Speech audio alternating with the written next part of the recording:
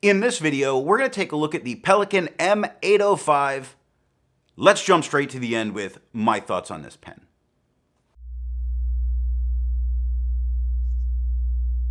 I can honestly say that this pen is a pen that is incredibly frequently inked up. And while I don't always use the broad nib that's on it, because obviously it takes a little bit of adjustment for me to get used to how broad it does write as a broad. I'll frequently put a medium on it, which is more like a broad that I'm used to, or a fine because I enjoy how the fine writes on this. The broad writes incredibly well, very smooth on the page. I can admit that I would prefer a little bit of feedback, but I do like changing writing experience, which is a reason to change pens. So this gives me that very smooth writing experience, very comfortable in the hand. Absolutely no complaints on it, and the finish itself is one of my favorite finishes that Pelikan has frequently come up in their inventory. Definitely, for me, something worth having and keeping, especially for as frequently as I use it.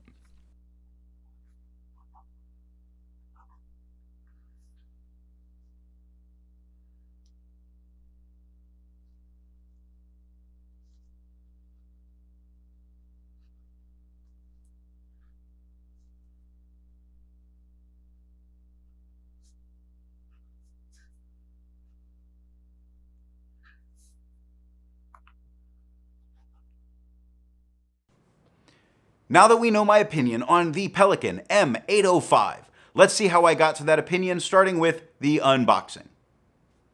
The Pelikan M805 comes in a box like this, which contains a box like this, which contains a pen sleeve like this.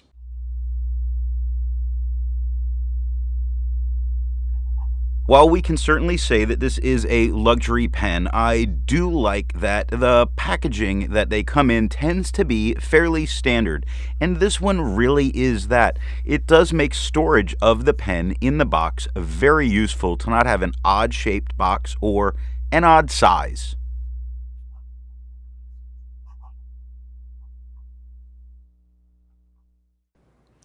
With the pen out of the box, we need to get to the nib. Now, to be honest, as long as it doesn't take 20 turns to uncap a pen, I'm fine. But how many turns does this pen take to get uncapped? The Pelikan M805 takes 1 turn to uncap. 1 turn to uncap. How beautiful is that? So, while I don't see a ton of students running around to use this, I certainly can see the value of it as a quick note taker. I get an idea about what I'd like to do, and 1 turn is absolutely amazing. It's so smooth and it works so nicely. You don't feel any kind of jittering in any of the cap movement. Occasionally some pens might have that. This one doesn't. This gets us to the nib. This pen has a gold broad nib on it.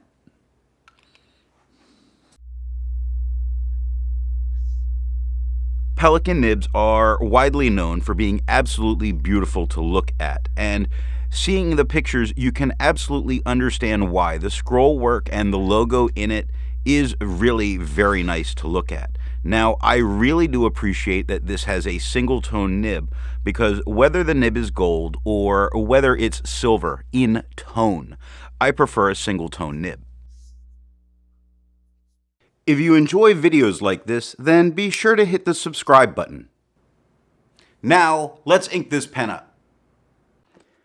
The Pelikan M805 is a piston fill fountain pen that holds approximately 1.7 milliliters of ink.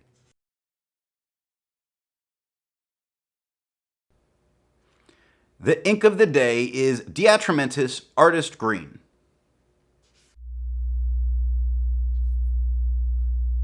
I've said it before on piston fillers. People look at them as holding a lot more ink. Now this at 1.7 milliliters is quite a bit of ink, especially when you compare it to a converter that typically holds about 0.7 milliliters of ink. So yes, it holds a lot, but I don't think it holds as much as people kind of get a mental picture of. Definitely holds plenty.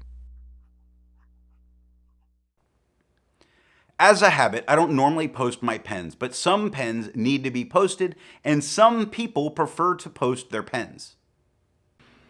You can post this pen. I don't find that I need to. I find it's thick enough and long enough to be very comfortable. But if you wanted to post it, you can, and it doesn't make it too back heavy. It's a very comfortable pen to use, posted or unposted.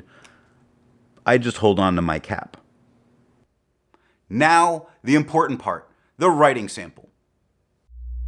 Now, I did say that it is an incredibly smooth writing experience, and it is all the time. And I didn't have any kind of baby's bottom issue with this pen when it arrived with the broad nib. Pelikan does have that reputation for over smoothing the nib, but that is not a problem that I encountered here. It was perfect out of the box, so nothing can be said for that.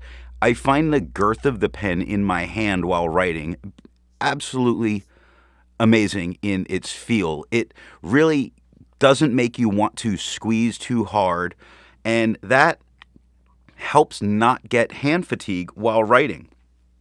And I always bring up hand fatigue because that's why I don't like using ballpoints. It gives me hand fatigue.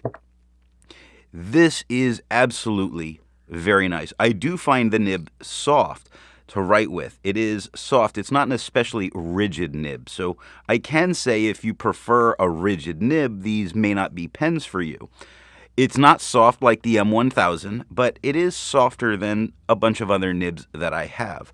So I like that a lot. Something I also find incredibly useful with this pen is how easy it is to change out the nib. Just screw out the whole unit, put a whole new one in, which is the reason I have a couple of different nibs that can go in this pen. Now, people will comment about the price of the nib units, that you may as well get another pen. It's only a couple of $100 more. And I can see some people's thinking in that way, but to me, it is still a couple of $100 that I would prefer to save for something else or save to actually just have in savings. You never know when that next dream pen might come up.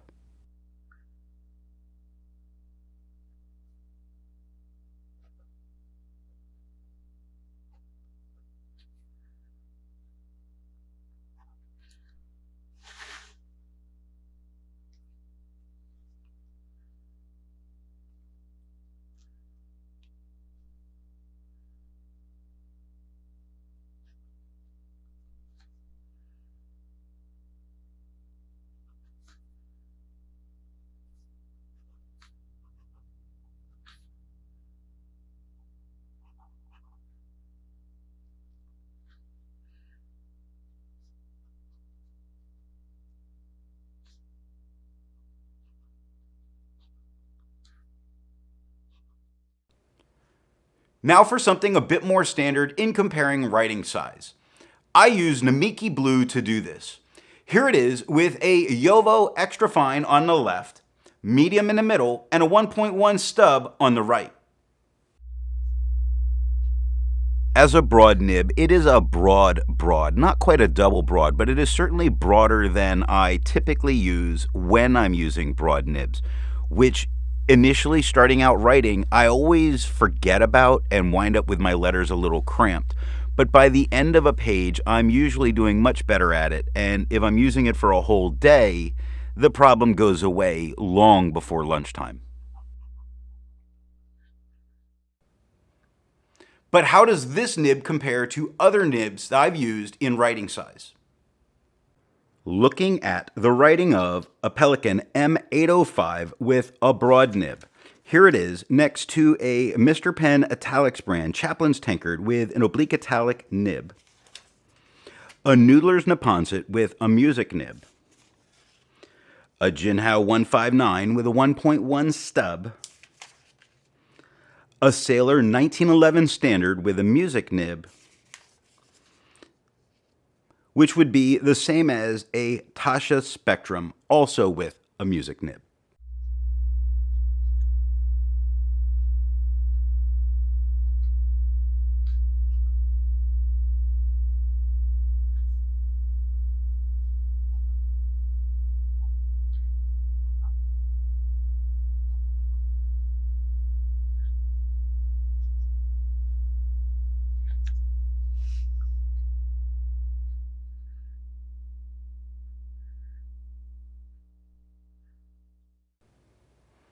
It isn't a pen review without doing some size comparisons. Here it is capped, here it is uncapped, and here it is posted. Having seen the size comparisons, you can see that this is a larger pen. Not oversized, but certainly larger than you get with most of your average size pens. So if you like larger pens, I definitely see this as worthwhile. Now, while I don't have one, the M600, if you prefer a more average size pen, is likely the way that you want to go.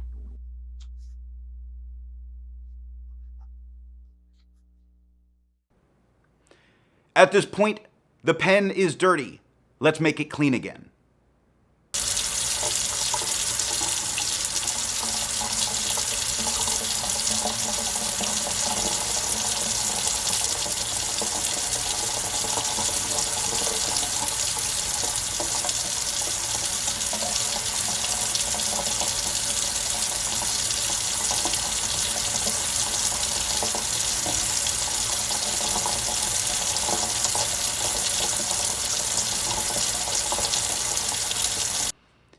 Be sure to check out the next pen review video where we're going to take a look at the Pelikan M1005.